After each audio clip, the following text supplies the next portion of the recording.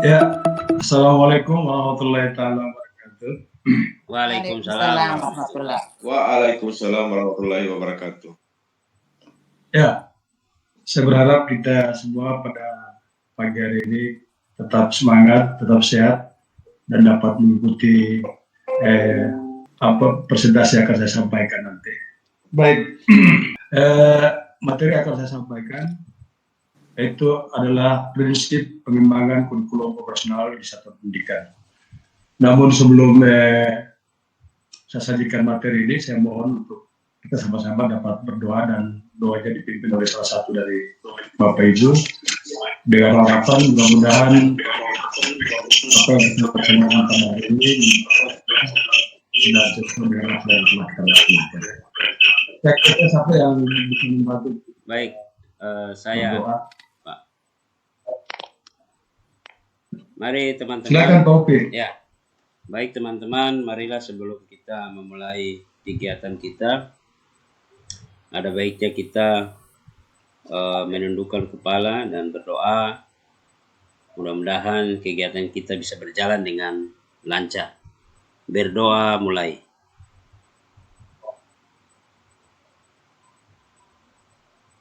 Selesai. Ya, terima kasih Pak Upi atas doanya. Mudah-mudahan dikabulkan apa yang telah kita doakan. Baik, Bapak Ibu sekalian yang saya hormati, sebelum saya memaparkan materi ini, saya ingin merefresh kembali apa yang telah kita pelajari sebelumnya, itu terkait dengan kurikulum. Saya ingin mengajukan sebuah pertanyaan sebagai pengingat dan sebagai penyegar untuk kita memulai materi ini. Pertanyaannya adalah, saya ingin peserta atau Bapak Ibu sekalian dapat menjelaskan atau memberikan jawaban dari pertanyaan saya, yaitu apa perbedaan kurikulum 2013 dengan kurikulum operasional di satuan pendidikan. Mohon untuk bisa dijawab sehingga menjadi pengetahuan awal kita untuk mulai materi ini. Pada Bapak Ibu disilakan. Saya bisa membantu menjawab, Pak. Oke, Pak Sof, disilakan, Pak. Ya, terima kasih. Sesuai dengan pertanyaan yang disampaikan oleh Pak Instruktur tadi tentang perbedaan K13 dengan kurikulum operasional di satuan pendidikan. Kalau menurut saya, perbedaan K13 dengan kurikulum operasional di satuan pendidikan itu adalah pada kurikulum operasional di satuan pendidikan harus mencerminkan profil pelajar Pancasila. Ini yang saya rasa tidak ada atau masih belum lengkap dengan kurikulum 2013. Jadi kurikulum yang disusun untuk PSP ini mungkin ada penambahan ya, ada penambahan. Memang sudah ada sebagiannya, tapi ada beberapa item yang ditambahkan dalam profil pelajar Pancasila. Demikian dari saya, mungkin Pak Uci. Ya Pak Sof, terima kasih jawabannya. Ya, kemudian mungkin teman-teman yang lain yang ingin menambahkan dipersilakan sebelum saya melanjutkan materinya. Iya. Oke, baik. Ya. Oke, silakan Pak. Oh ya, kalau saya lebih ke lebih mengerucut ke dalam ke perangkatnya, bahwa kalau di kurikulum sebelumnya K13 dan yang sebelumnya itu kita guru itu ketika mau melaksanakan proses pembelajaran dia harus menyusun perangkat RPP. Kalau di kurikulum penggerak ini, sekolah penggerak, yang dibuat adalah modul. Jadi mungkin dari RPP dikonversi ke modul ajar. Itu mungkin salah satu perbedaan. Kemudian ada beberapa istilah yang di kurikulum sekolah penggerak yang kita baru tahu, contohnya seperti capaian pembelajaran. atau CP. Nah, ini ditetapkan oleh pusat. Itu tambahannya. Baik Pak Upi, terima kasih untuk ada lagi. Cukup mungkin. Baik, terima kasih atas jawaban dari Pak Sof dan Pak Upi. Ya, memang benar itulah yang kemudian menjadi pembeda antara kurikulum 2013 dan kurikulum operasional di satuan pendidikan. Ya, jawabannya Pak Sof tadi merupakan inti dari kurikulum ini ya, di mana harapan kita bahwa para lulusan nanti memiliki atau berprofil Pancasila. Ya, saya kira itu sebagai pembuka dari penyajian materi saya, di mana sama kita ketahui bahwa profil Pancasila itu terdiri dari beberapa dimensi atau 6 dimensi, yaitu beriman, bertakwa pada Tuhan Yang Maha Esa dan berhalal mulia, berkebinekaan global, bergotong royong, mandiri, bernalar kritis dan kreatif. Saya kira inilah yang nantinya menjadi output yang harus dimiliki oleh peserta didik kita. Baik, terima kasih atas jawaban yang telah disampaikan. Nah, saya akan masuk pada materi prinsip pengembangan kurikulum, bahwa di dalam prinsip pengembangan kurikulum operasional di satuan pendidikan itu terdapat beberapa prinsip. Di antaranya adalah prinsip peserta didik, berpusat pada peserta didik, lalu kemudian ada prinsip kontekstual, selanjutnya prinsip esensial, dan prinsip akuntabel, serta prinsip melibatkan berbagai pemangku kepentingan. Itu adalah prinsip-prinsip yang terdapat kurikulum operasional di satuan pendidikan. Baik, yang pertama mungkin dapat saya jelaskan terkait dengan prinsip berpusat pada peserta didik. Ya, jadi prinsip pengembangan kurikulum operasional di satuan pendidikan yang berpusat pada peserta didik adalah pembelajaran harus memenuhi potensi, kebutuhan perkembangan dan tahapan belajar serta kepentingan peserta didik. Lalu kemudian profil pelajar Pancasila selalu menjadi rujukan pada sebuah tahapan dalam penyusunan kurikulum operasional. Ya, jadi saya kira itu merupakan prinsip berpusat pada peserta didik. Kemudian prinsip berikutnya adalah kontekstual. Prinsip kontekstual ini menunjukkan kekhasan dan sesuai dengan karakteristik satuan pendidikan, konteks sosial budaya dan lingkungan serta dunia kerja dan dunia industri. Ya, menunjukkan kekhasan dan sesuai dengan karakteristik satuan pendidikan yang dimaksudkan adalah disesuaikan dengan kearifan lokal di mana sekolah kita berada. Jadi misalnya ada tradisi, ada istiadat, kebudayaan di daerah setempat, itu yang harus dimunculkan dalam makna kontekstual. Kemudian untuk konteks sosial budaya dan lingkungan, tentu kita akan melihat di mana sekolah itu berada. Jadi misalnya kalau sekolah itu penduduknya mayoritas bekerja sebagai nelayan atau kerja berada di pesisir. Nah, itulah yang harus dijadikan sebagai prinsip dalam pengembangan kurikulum operasional. Kemudian prinsip berikutnya adalah esensial. Nah, dalam prinsip esensial ini semua unsur informasi penting atau utama yang dibutuhkan oleh para pemangku kepentingan tentang kurikulum yang digunakan di satuan pendidikan dapat diperoleh di dokumen tersebut.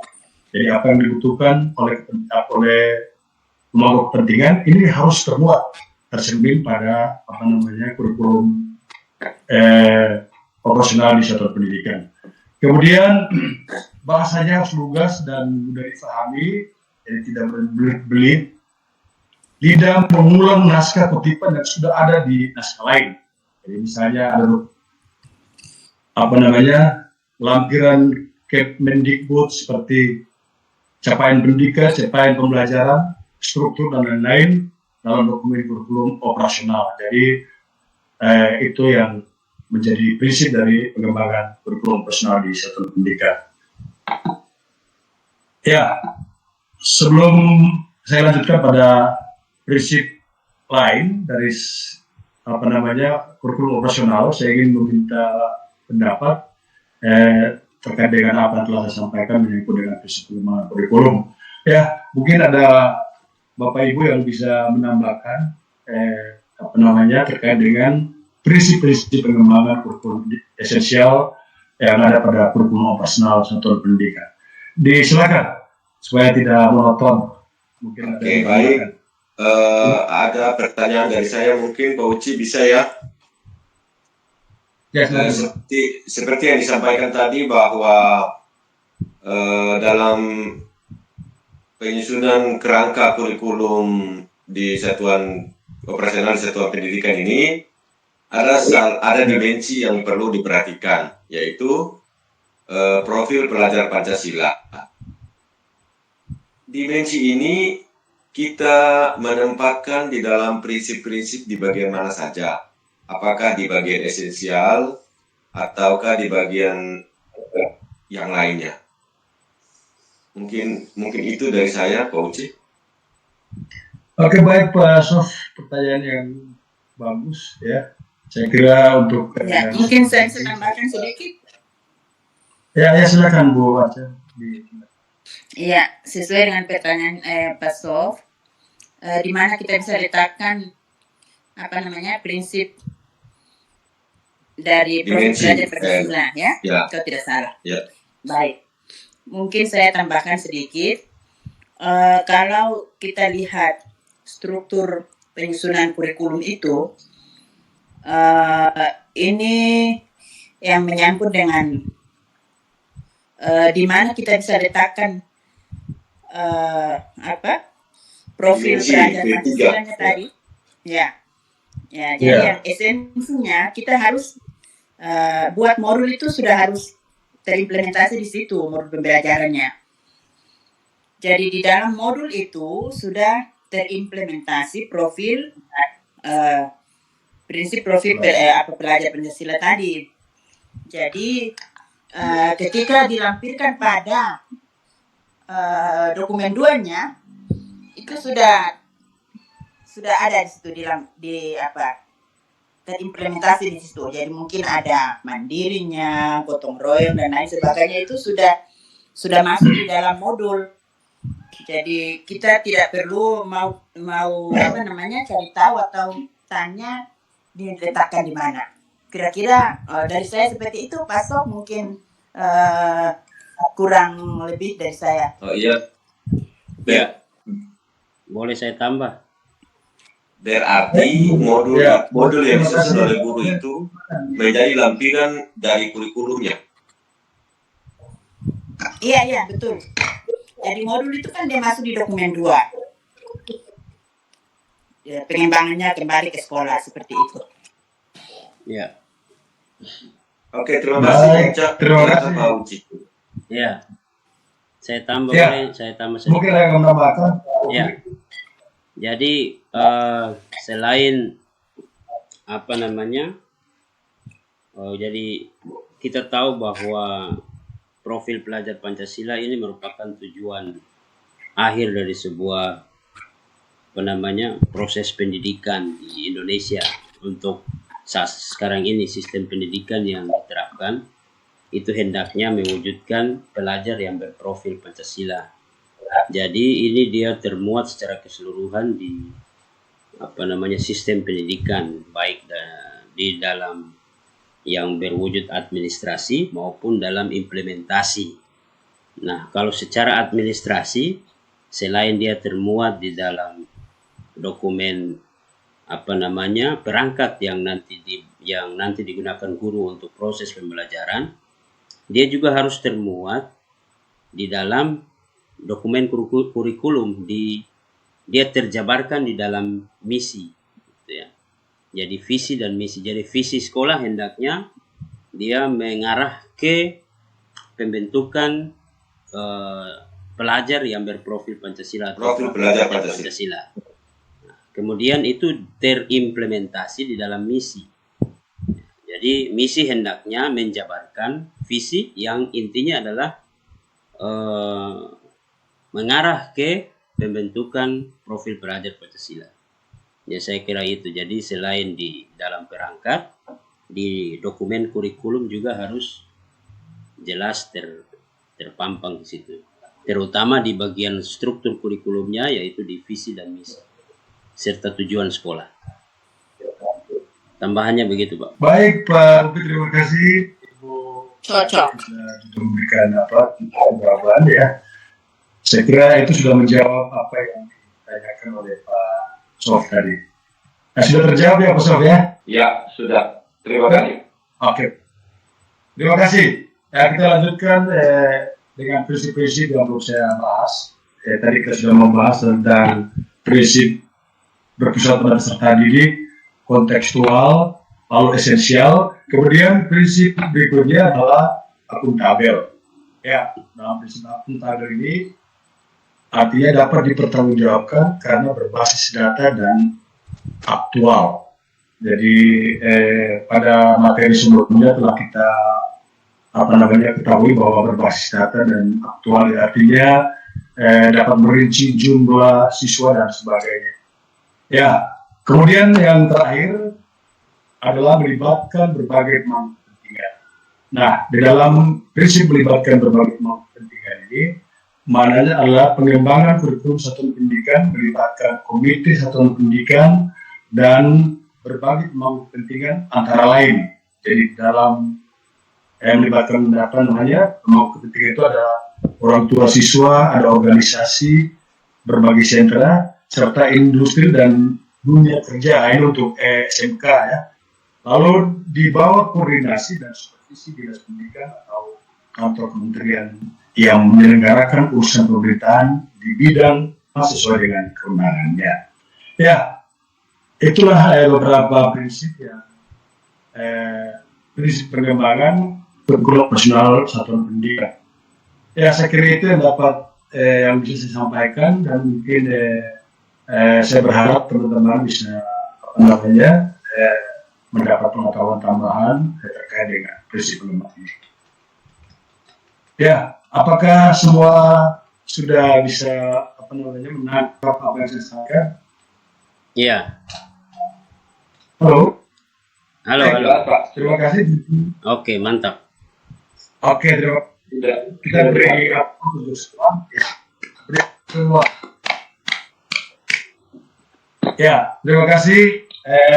Sebelum saya akhiri, saya ingin merangkum sebagai rangkuman dari materi prinsip ini, yaitu pertama, bahwa prinsip pengembangan kurikulum nasional ini harus akuntabel, melibatkan berbagai pemangku kepentingan, harus bersifat esensial, dan melibatkan berbagai pemangku kepentingan. Ya, kalau memang masih ada pertanyaan dari teman-teman sekalian, disilakan. Sebelum saya menutup materi ini, pada Bapak Ibu disilakan. Pas. Ya. Oke, baik. Ya. Terima kasih ya atas. Oke, baik, terima kasih. Saya kira itu yang dapat saya paparkan di kesempatan kali ini. Sebagai manusia biasa, saya tidak luput dari kekurangan ya. Dan makna dari kelebihan adalah penghimpunan dari berbagai kekurangan yang disatukan. Ya. Saya kira terima kasih atas perhatiannya, maaf hasil kekurangannya. Saya akhiri bila Assalamualaikum warahmatullahi wabarakatuh. Waalaikumsalam.